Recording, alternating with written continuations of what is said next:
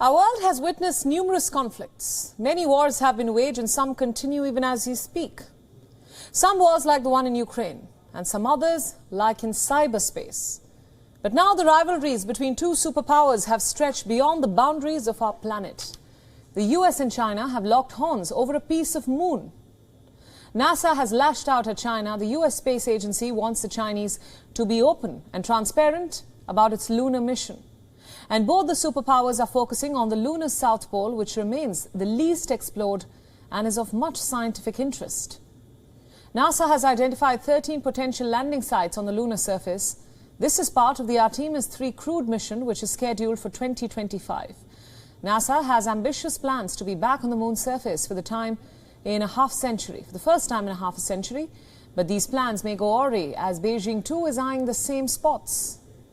Slowly but surely, China is moving step by step to leave its mark on the moon. It has already put robotic probes on our planet's only natural satellite. By 2030, China is aiming to have put its first astronauts on the moon. It further wants to send probes to collect samples from Mars and Jupiter. So clearly, Houston is alarmed. China has become only the third country to discover a new mineral on the moon. It was found in rock and dust samples retrieved from the moon by China's Chang'e 5 mission. The mission was launched in 2020. The Chinese probe returned with a lunar sample.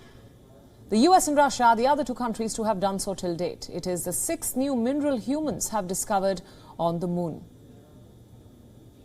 Clearly, the rivalries between Washington and Beijing are not limited to trade wars alone, but could well spill out in space.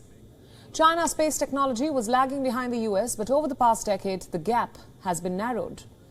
And NASA isn't lying cold either. It has accelerated its Artemis program and plans to eventually build a lunar space station.